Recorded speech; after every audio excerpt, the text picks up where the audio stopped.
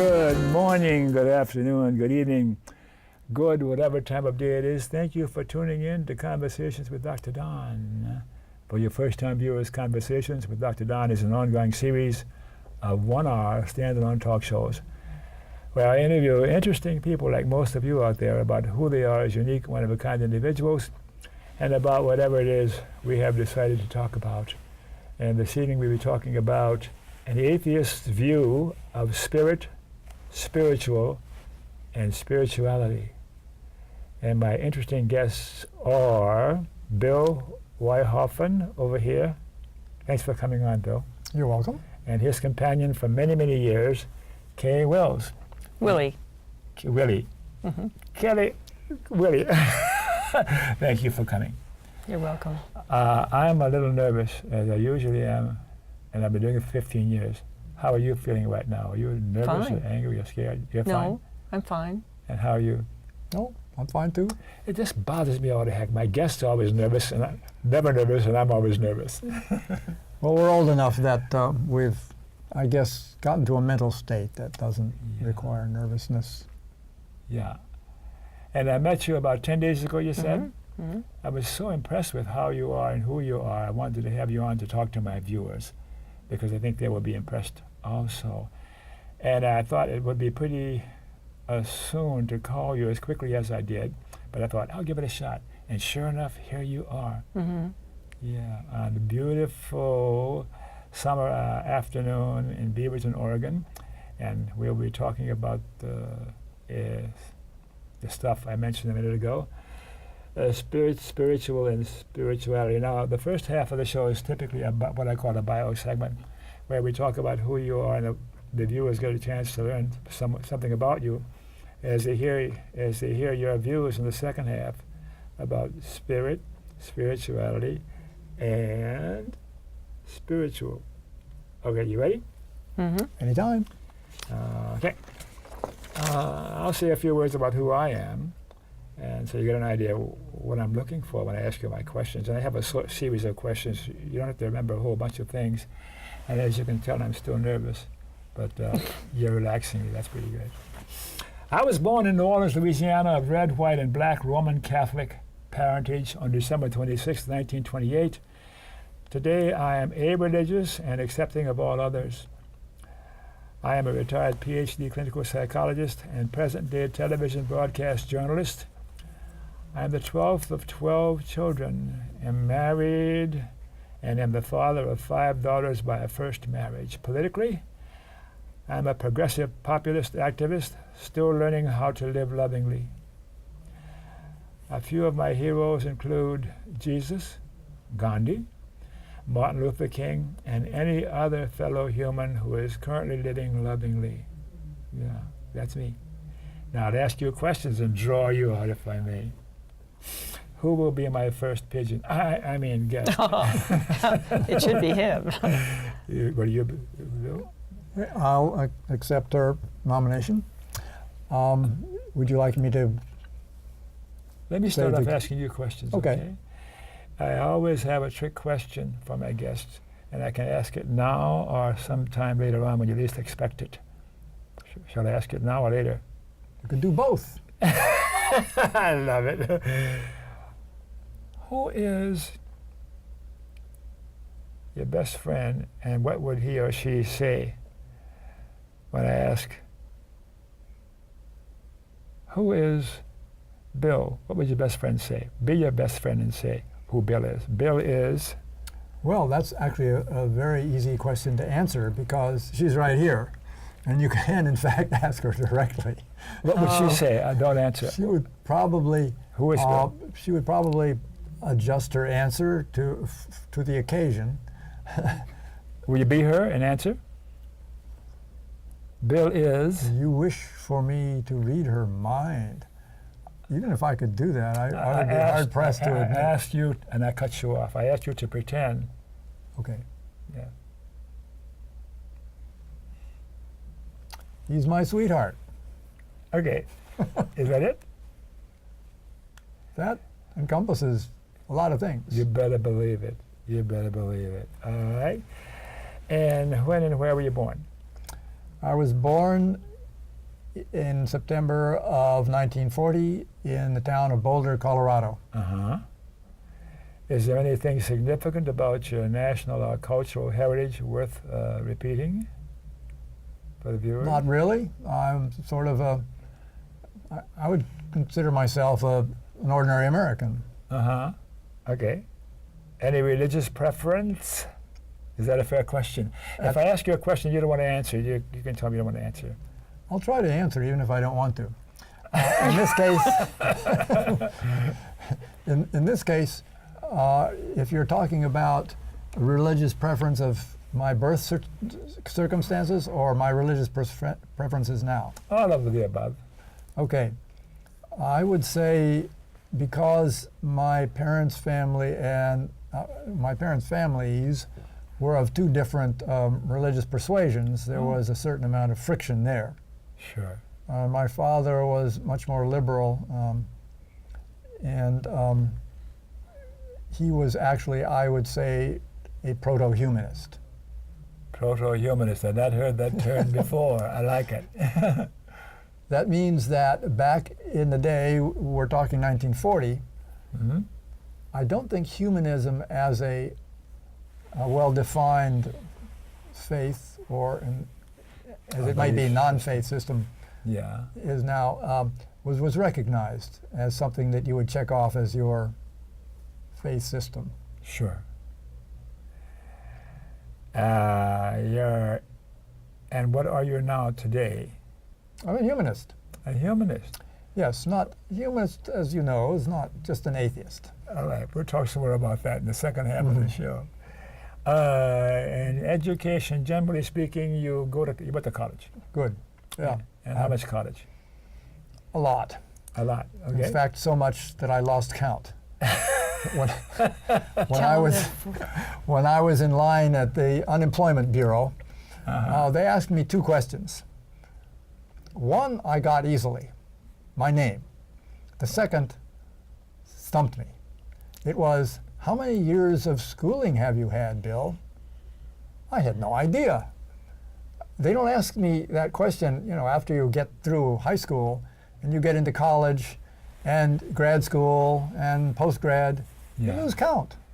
So I was starting to count away on my fingers, and the interviewer was very patient because, I mean, Juan, the lettuce picker who was ahead of me, probably was similarly evasive. Finally, I raised my hand and I said, 23. I later found out he checked the box marked over 8.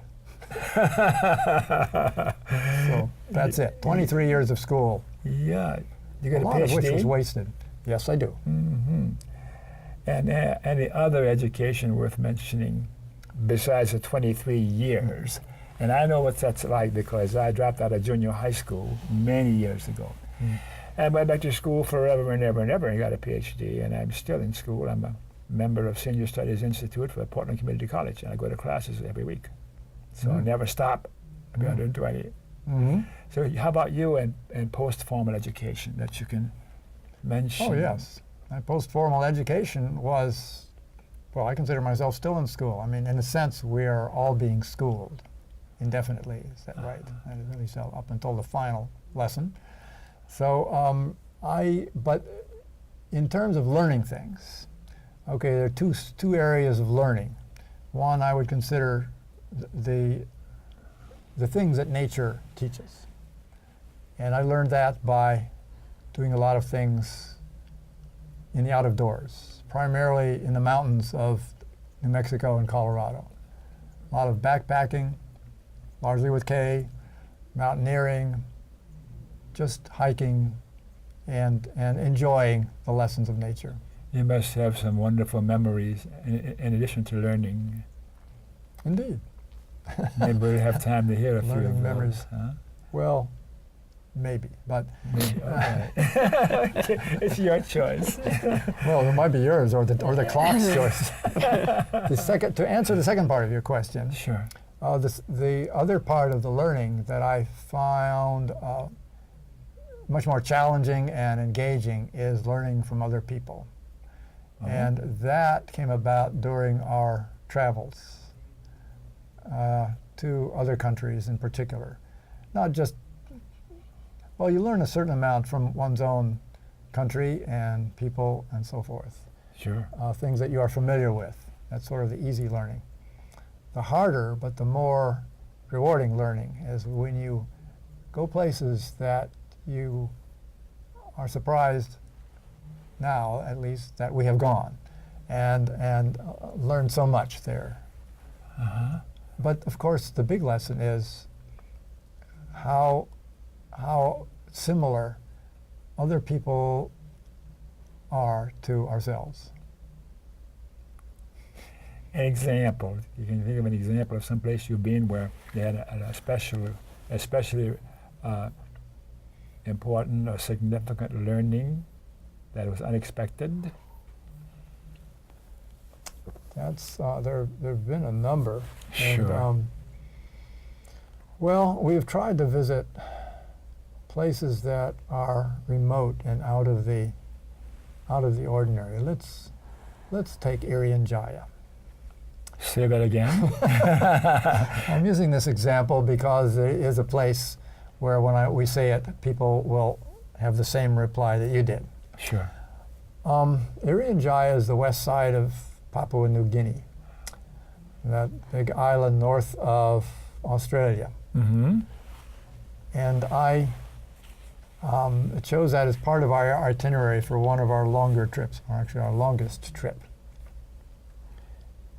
As one of the places on this journey that was so challenging that it would really put us in a position of having finished that trip, we wouldn't feel obligated to try to go to any more remote place. It sounds strange when I say it, but at the time it seemed like a very natural thing to do.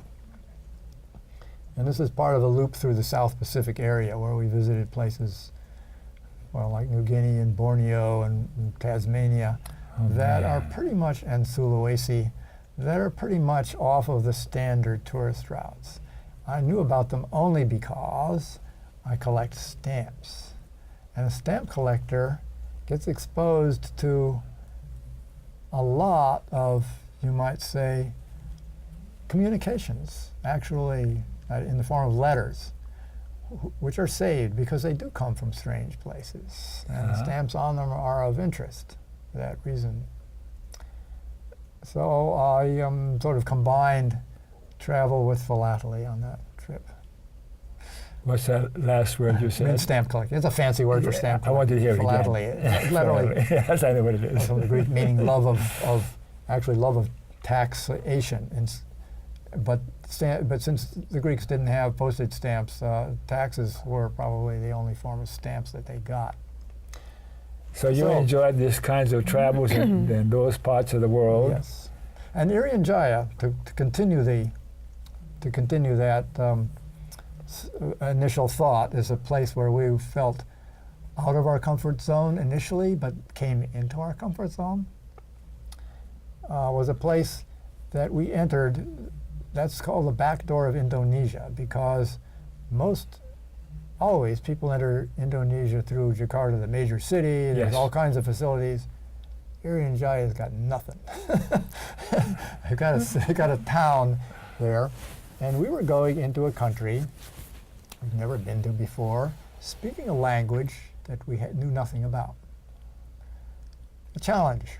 You learned a few of their words? We learned.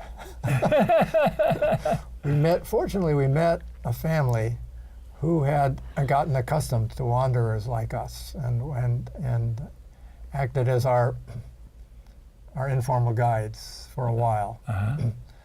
Although they weren't hovering over us, but they were there for us, when we needed them. Sure. And we got to know them. They were actually evangelistic Christians. So that was interesting. And you got along swell with them, being yes. an atheist. Well, I didn't advertise myself as an atheist. We were just human beings. Yeah, and that's the important thing. Mm-hmm. And that's what we found. That's one of the major lessons we learned. Being a human being is, in the final analysis, much more important than having any particular religious beliefs. Okay. Astonishing to religious people, I know, but we believe that's the case. So, what did you do when you were earning a living? When I was earning a living, and When you were working. that brief span, actually earning my living, I was a physicist, a theoretical physicist, which means basically I was doing calculations, pushing a pencil, and pushing buttons on keyboards, pushing machinery that made punch cards for the then cutting-edge computers. We're talking in the early 1970s. Is the countdown clock working, Mr. E? Excuse me. It was stuck on 40 for a while there. So please go on. We'll fix that. Okay. That pretty much summed it up, though. And for how many years did you do that? Roughly 7. After which they got tired of my sort of delaying what they considered to be the obvious, that I was interested in making nuclear weapons, which I was not, and started offering me a succeeding position in their weapons department. You were anti-nuclear back then? I would call it non-nuclear. Non-nuclear. You know, we humanists don't want to be against anything. You parse your words carefully. Well, that's one of the things also that we learned meeting many different people of many different persuasions. When did you discover that you were a humanist? How old were you? I actually inherited my humanism from my father. He as I said, he was not particularly religious, but because he was a fairly good speaker, he got invited to, among other things, speak at a Unitarian church, where he felt very much at home. And he actually joined it. And I remember kidding him about, I didn't think you really believed in gods and so forth. And he said, Unitarianism means one God at most. That was his take on it. All right. So then... Then he became a humanism follower. I mean, he joined the society, the American Humanist Association, etc., and actually became president of the Humanist Society of New Mexico. All right. He died in office. Okay. So where did he go after that? We don't know. And since you've formally retired, what have you been doing since you've formally retired from this work? I prefer to consider it informally retired. Okay. A suspended career, indefinitely. What have I been doing? Well, as you can gather, pretty much what I want to. Yeah. That would be including, well, it does not exclude science, doing little calculations of my own, playing with, mathematical puzzles and questions, and so forth, but largely travel, hiking, stamp collecting, and whatever I want to, joining miscellaneous groups, and lots of them. Does your head ever hurt? Yeah. With all that thinking you're doing and what's going on in there, I can imagine your IQ must be off the chart, but that's another story here. But I'm aware of the time, so we want to allow some time for Kay to see who she is. Let's see if I can ask you any more questions before we go to her. Your political persuasion on the continuum, left, right, center, or what, or off the edge? The one that you cited for yourself is pretty close to mine, actually. Pretty liberal. We liberals like to temper that by saying we're fiscally conservative or something like that, but gotta have a little bit of traditional conservatism, but basically pretty liberal, and certainly meeting the range of people we have, it would be very difficult not to be, and I could say it's socialistic. We're going to need to have 2 more hours to cover what you want to talk about in your travels, I'm sure, but that's for another time. Any persons from the past or alive today that you particularly admired or admire today that are still alive, that you look up to or admired? Any names come to mind? Oh gosh, I gave you there are a names. lot of them, and you gave some that are quite valid. Gandhi, Dalai Lama, Desmond Tutu, and of course Nelson Mandela, which was the cause of Kay pushing a trip to South Africa, which we did also. Oh, wow. But not till he got out of prison. We didn't go when he was still in prison. No. No, we wouldn't do that. No, we would not do that, and we did not go in. Oh, I thought you meant Bill was in prison. No. Oh, Jesus. No, not yet. No, he might have avoided it a few times, but no. he Actually, hasn't been. it's a mark of honor for some of us liberals to be in, and to have been in prison. Yes, like the Bergen brothers and those kinds of characters. Well, we're also thinking of one of our local heroes in Santa Fe. Is his name is Ken Myers, and he is the president of the Northern New Mexico chapter of Veterans for Peace. Yes. We join him in our peace demonstrations regularly while we're there. And there's another group here in Portland called the Oak Grove Peace Vigil, whose leader is inspiring. Her name is Margaret Moreland, and unfortunately, she's 91 years old and had a in the hospital now, but we're carrying on in her memory. Right. Well, since we're running out of time, we better switch over here and talk to Kay and to see if there's something that you can say that he hasn't already said. Oh, there are a few good stories he's left out, but that's okay. Yeah. And where, and no, I'm not supposed to ask you when because you're a woman. Don't ask a woman her age. But where were you born? In Chicago, Illinois. Chicago. Mm-hmm. And when was that? I see it. 1933. 33. Mm-hmm. Uh-huh. Now, I want to get to one question you said. Yes, please. What he thinks I would say if you asked me about him. Sure. To explain him. Yes. I want you to know that he is one of the dearest, sweetest persons I've ever known. Now, I don't know if he'd ever think that I would say that, but it's true. I tell everybody, because he truly is. Okay. For how many years? Over 40, maybe 42. Oh my gosh. He'll be 43 next month. It wears well on the two of you. It yeah, well, shows he's through. a real sweetheart. He truly is. Okay, so you can ask your questions now. Okay.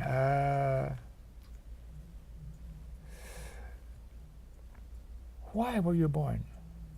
Why? Why do people always sue that? Why were you born?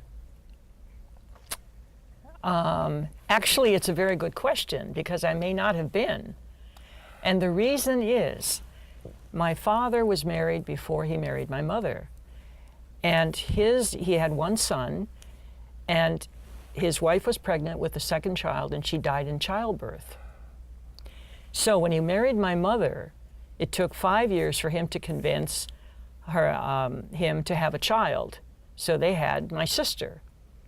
It took her 5 more years to convince him to have a second child, who was me, because he was afraid that the same thing would happen. So I may not have been, if she hadn't been a good what? Persuader, yeah. She really persuaded the case of having a second child. That was close. And that was me. It It was very close, yeah. I may not have been here. I'm the 12th in my family. Oh. That was close. Really? Yeah. So we have something in common. Ah. Right. And any children that you have nowadays? We decided early on not to have them. Mm-hmm. All right. And persons from the past or alive today that you admire and look up to, besides Bill? They don't have to be alive, is that true? Right. Okay. Clinton Adams, man I worked for in the College of Fine Arts. He was the dean of the College of Fine Arts. Mm-hmm. What city was this? This was in Albuquerque, New Mexico. Uh-huh. And I learned an awful lot from him. But my one story about him, he's an artist, he was a painter and a printmaker. And the co-director of the Tamarind Institute, which started in Los Angeles, but then moved to Albuquerque at the University of New Mexico. And I was hired to be his first secretary when he was the co-director. Uh-huh. And I remember he told me at the time, he said, now I want you to know that when we have any prints or any artwork on the walls, they will be the prints of the artists who come and work here. Mm-hmm. And so he didn't want me to be bringing anything that wasn't going to fit that model. And so I said, oh, that's all right. I won't bring anything I prefer. So he knew who he was dealing with right away. But he was wonderful. I see why you two are together now. But he was absolutely wonderful. He taught me. He was so incredible. He really was. And he said, if you have a question, you can ask me and I'll be very happy to answer it. He said, I may answer that same question a second time, but I will never answer that question a third time. So he really taught me to be aware of what I'm doing and what I'm saying and to be on the mark, I guess. He was wonderful. He's absolutely wonderful. It sounds like it. Yeah, and the political continuum, you must be on the same position on that continuum as Bill. Well, I'm a registered Green Party member, and everyone is going to call us spoilers, but we don't believe that we are. I am a spoiler. Are you really? And Good for will you. be, Good for you. Don't get me talking about American politics. That's Okay. a whole other thing that'll go on forever and ever. No. So how about we take a break now so we'll have a full half hour to talk about the subject of the show. Can we take a break, Mr. E, Mr. Director? Okay. Is that okay?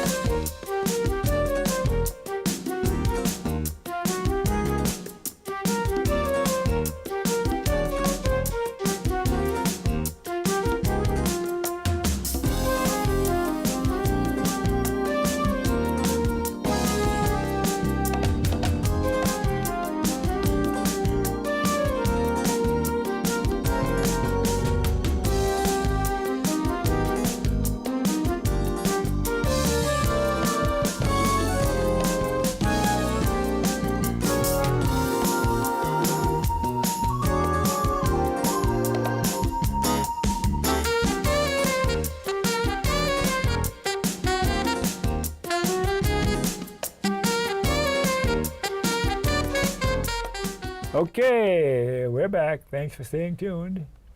And for you viewers who missed the opening of the show, Conversations with Dr. Don is an ongoing series of one-hour standalone talk shows where I interview interesting people like most of you out there about who they are as unique, one-of-a-kind individuals like my two guests tonight. We talk about who they are. We've done that in the first half of the show, and now we're going to talk about an atheist view of spirit, spiritual, and spirituality.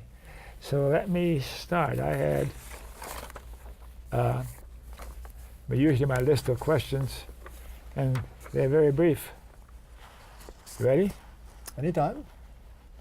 What is spirit, spiritual, and spirituality? You can take those in turn, or however you want to talk about it. Is that okay? Okay. What is spirit, spiritual, and spirituality? Well, spirit is such an ambiguous word that it's very difficult. I think even the dictionary probably has half a dozen different definitions. Yes. From alcoholic beverage to very ethereal beings. Mm-hmm. And therefore, I think it would be difficult, if not impossible, to nail down one definition. It would depends entirely on context. Mm-hmm. So can we dismiss that question there? No, I would No. rather I think it can still be addressed because people have different ideas of what spiritual means, and or spiritual. what spirit Oh. means. Okay, we'll dismiss it. You have any It would comment take a about long that? time. No, I don't. Well, which one would you like to respond to? Well, the one that I feel most comfortable about and yet most, well, let's just call it comfortable, is spirituality. And the reason is that as a humanist, and I must again distinguish between atheist and humanist. Atheist is sort of has this, we call atheism the hardcore element of humanism, the ones that are definitely anti-religion, a-religious, atheist. Humanists are tolerant, and I personally have wonderful relations with people of different faiths. So the humanist meeting that we have, the meetings in general that we have had in Santa Fe have been very broad-based, and we addressed religion and various religious questions a lot. And the notion of spirituality came up. In fact, that was the title of an entire meeting of the Humanist Society. Of course. That was the title, spirituality. Well, a lot of the attendees were wondering about that, and I told them, you know, the basic goal of this meeting is to define it in a way that is acceptable to everybody on Earth. Okay. Well, we hashed this over for quite a while, and finally, a lady who was just visiting said, well, I mean, spirituality is just, you know, a very sharp awareness of our connections with the rest of the universe. The whole room fell quiet. And they finally said, yes, this is what it is. And then she got up and left. I thought that was rather strange. I mean, is that a spiritual experience in itself, having someone come in from the outside and tell us what it is? That was the only meeting she ever attended. So we all thought, this is a wonderful definition. And the next time I met with the group that I would even say intimately involved with, which was a network of spiritual progressives, the topic came up almost immediately. They said, you know, we're going to have a meeting down in Albuquerque to a general NNSP meeting, Network of Spiritual Progressives, to talk about spiritual leadership. I said, I hate to tell you, but I have never had the ambition to become a great spiritual leader. She said, well, how do you define spirituality? Duh. The definition was right on my lips. I said, spirituality is an acute awareness of our connections with the rest of the universe. Ooh, she said, that's good. Come down to the meeting with us. I said, okay. I went. I enjoyed it. We all had a good time. And while I was at the meeting there, being a sort of a standout, in the sense that people were nudging me and said, well, why are you here? You know, I'm a humanist. Well, what's a humanist? Well, we believe such and such, da-da-da. Until someone came around finally and said, hey, we're going to have a panel discussion in a couple of weeks. How about if you be on it? I said, okay. It's called connectivity. Religion is a very good source of connectivity, of human connectivity. Connectivity. Yeah. That's part of the connectivity with the rest of our universe, and a very important one.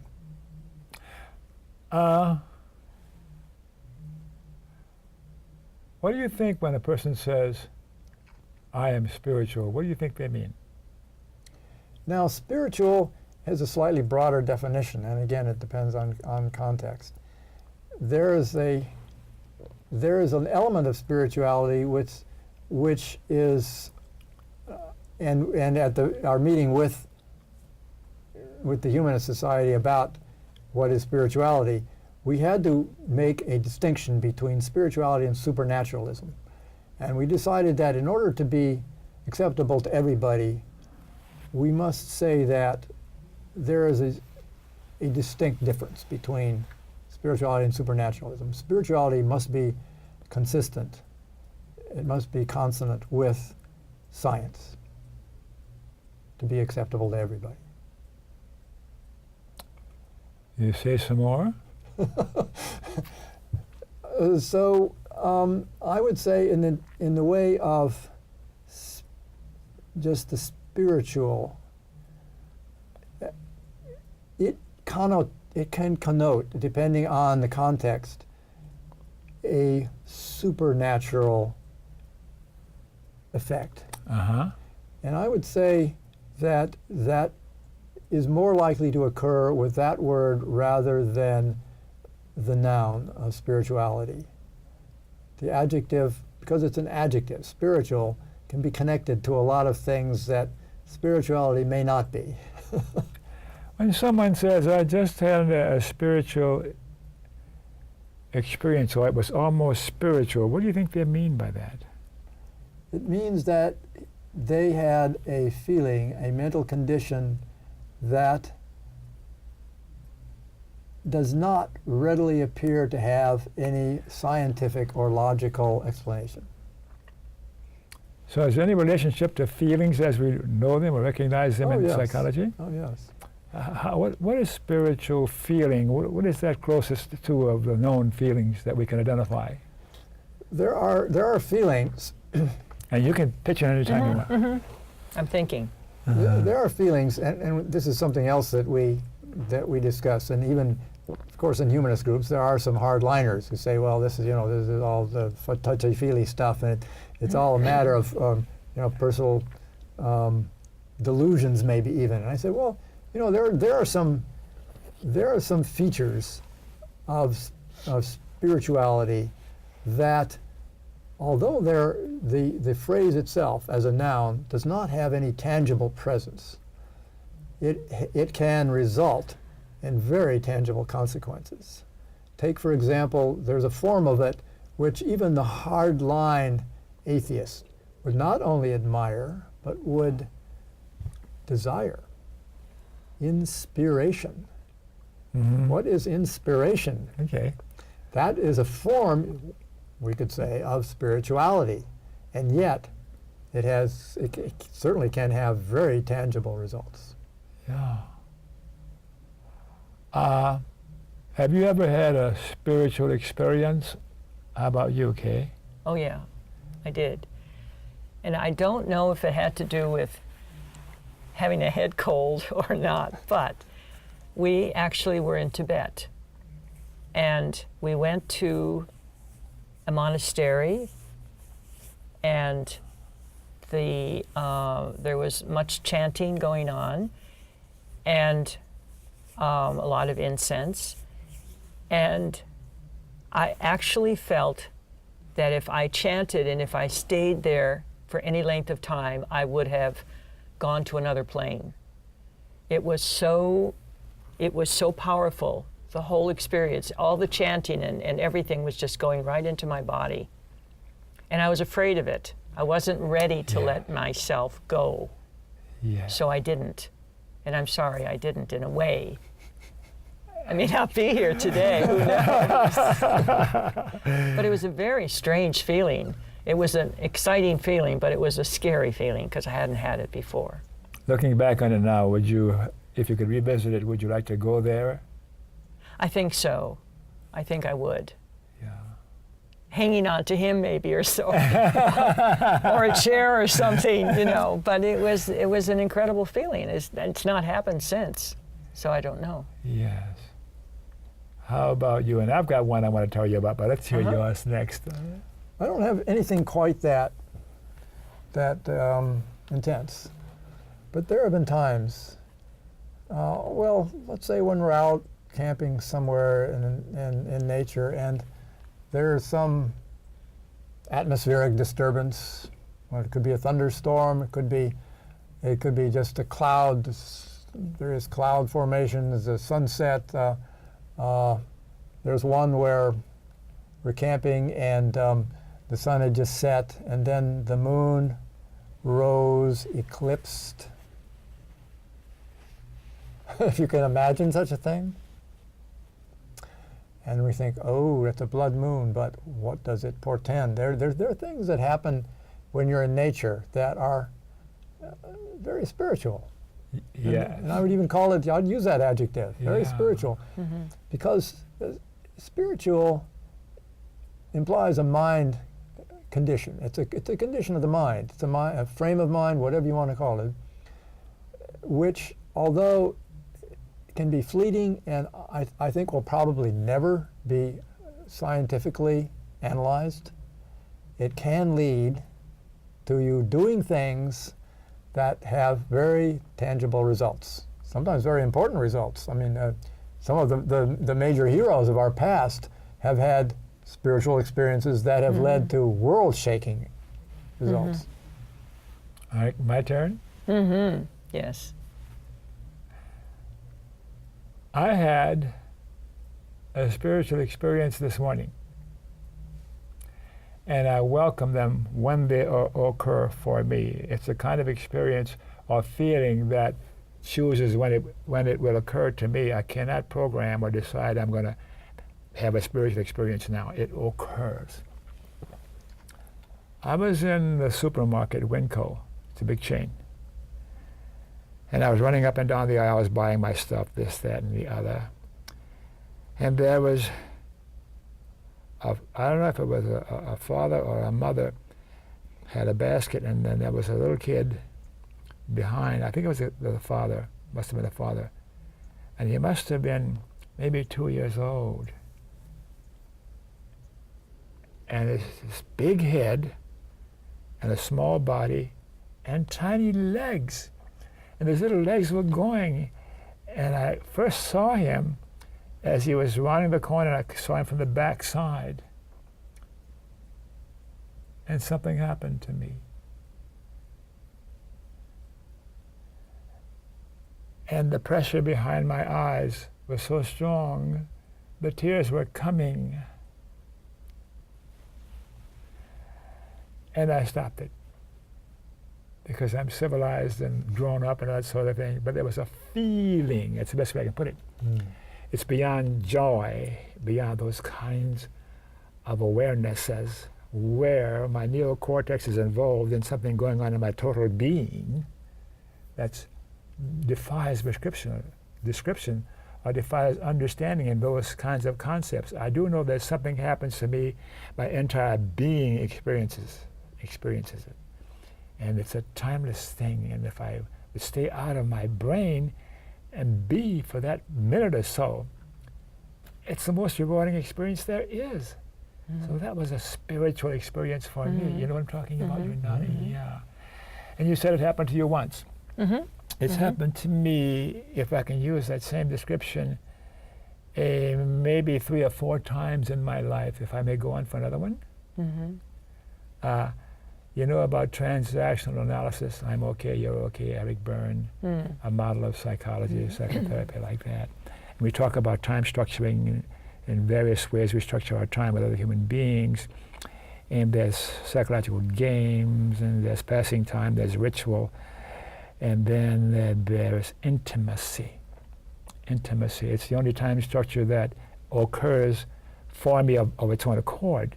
And that's why I have a connection with you in this moment, and I know it's intimacy because when that connection has gone away, I have no sense of how much time has gone by from the first time it's happened, but I feel a connection. That's spiritual. And I've had it happen maybe 2 or 3 times, other than this one this morning, which was very welcome. And once was in Yellowstone, a meadow at sunrise, and I was there alone, sitting on a big rock, and the sun was coming up.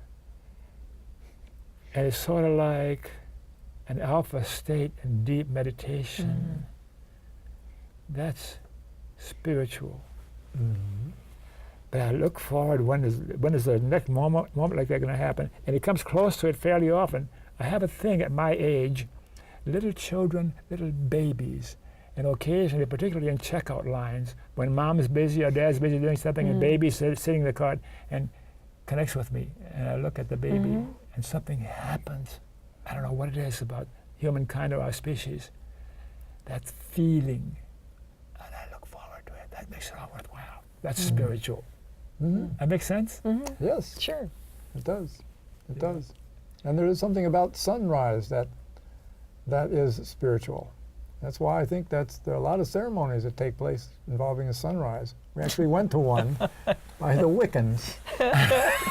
We brought our drums and we drummed. I'm telling you, we connect with a lot of different groups, different types of, I guess, religious, even quasi-religious feelings. Mm-hmm. And that was actually, yes, they drummed up the sun.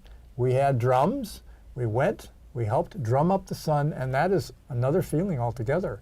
When you are there on the edge of the Rio Grande Canyon, overlooking the canyon and the Sangre de Cristo Mountains in the background, and here comes the sun, and there's so much pre-dawn light that the anticipation gets to be, you know, part of the experience, and it puts you in the mood. It puts you in the mood, and then the leader says, "Okay, we should start drumming now for the sun to come up." Mm-hmm.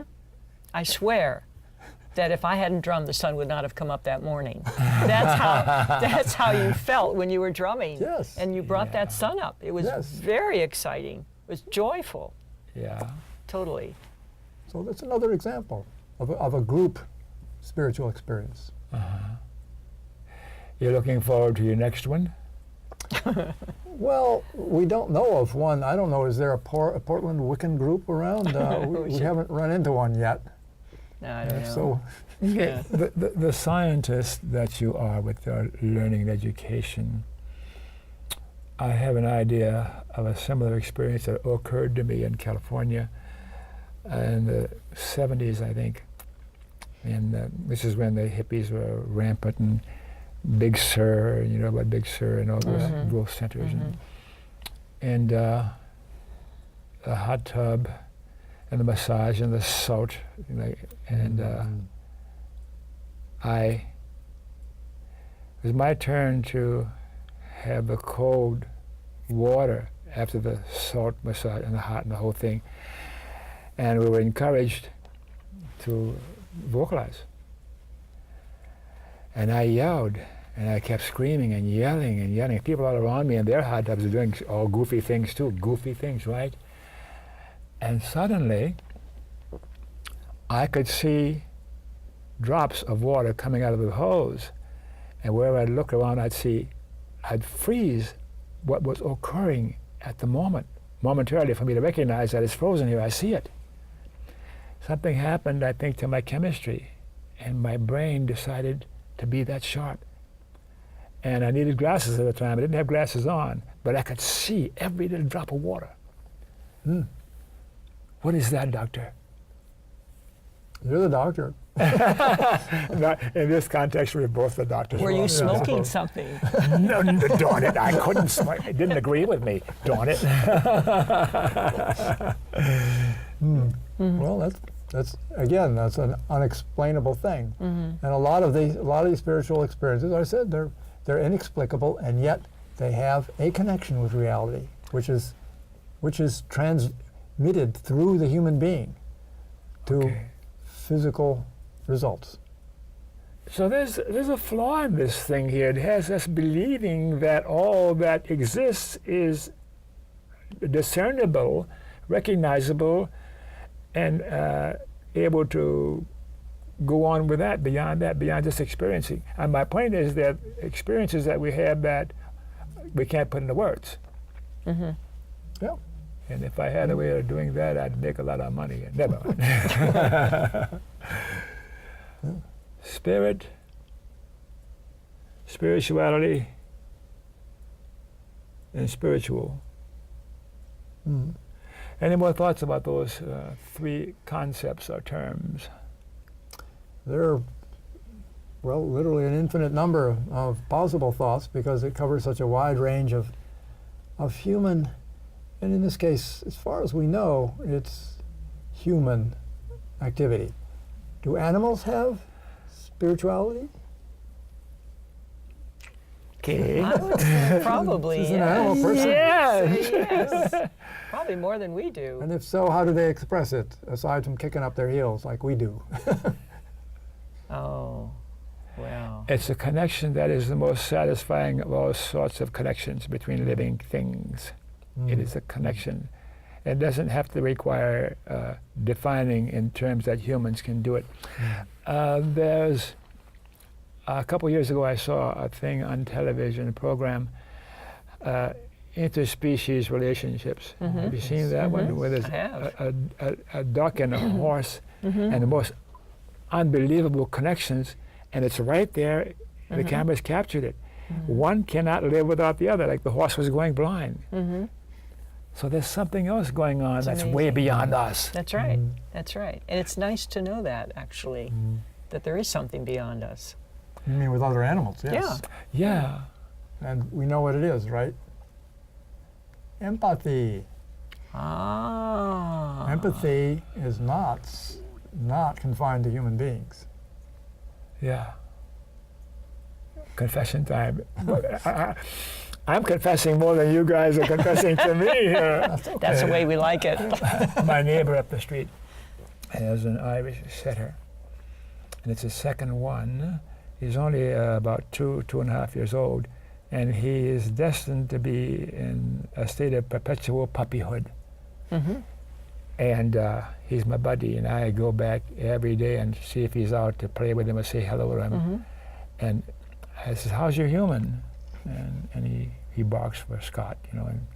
But anyhow, the point I'm getting to is when I go and I say hello to him and we chat and we growl at each other, and he rewards me depending on how he's feeling, is that whether he will give me a smile and sometimes a real grin, and I know that. So the point I'm getting to is this: I'll find during the first few minutes we're together, I'll manage to get down on his level and put my head against his. And after I was doing it, I don't know what I was doing it for, but I was sort of like, I did it. It was a ritual every time, hoping that maybe there's something else going on. Because Scott says, whenever I'm approaching, even though he can't see my car, he knows it. The dog knows it. And he goes to the door and he starts growling and carrying on because he knows I'm going to show up. If we could talk to the animals, learn their language, Or just transmit our brain waves directly so that it appeals to the part of the brain that doesn't even require language. or appeals to the whole organism, Yeah. the whole being. There's so much more than what we're about. Yes?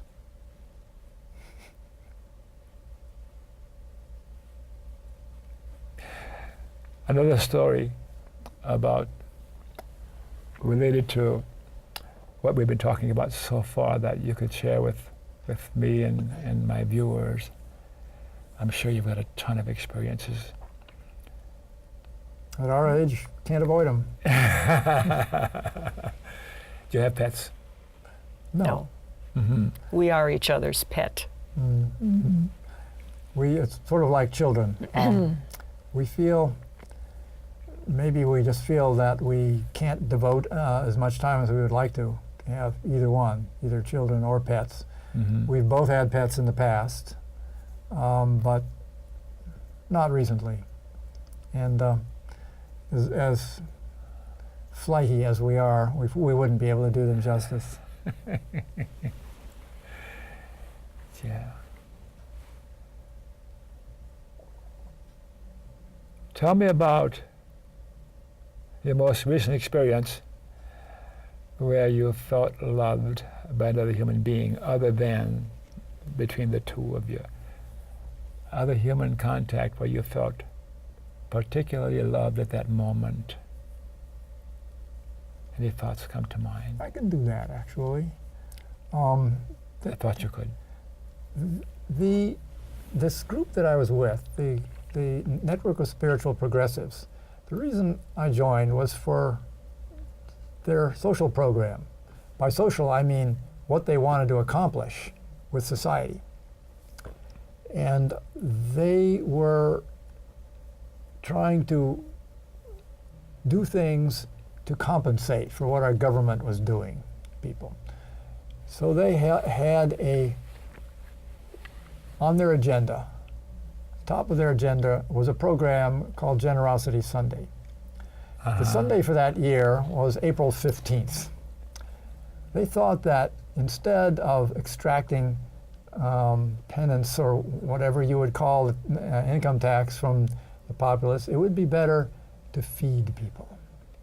And in particular, the day laborers that gathered at a certain park near what was then the Labor Bureau of Santa Fe. Mm-hmm. We had it there, right where the laborers are. We gathered a lot of contributions for food from the neighboring restaurants. Finish it in about 10 or 15 seconds if you can. It was a tremendous success, and we got so close to one another that I actually felt at the end of our, not even at the end, but eventually, that we loved each other. Okay. You felt loved. Yes. I think I have an idea what you're talking about. Now it's going to be time for us to wind down because we're coming to the end of the show. But I want to say a special shout out to my good friend, Rick Williams, my camera person. He was off ill for quite a while. He had some surgery and stuff, and he's back tonight for the first time. Rick, it's so good to see you. We love you, man. Any other PSAs, Mr. E, our director, since we're going to say goodnight? I want to tell you about the American Civil Liberties Union. Join the ACLU. Go to the website and learn more about the ACLU. Without the ACLU, our civil liberties would be further down the tube than they are right now.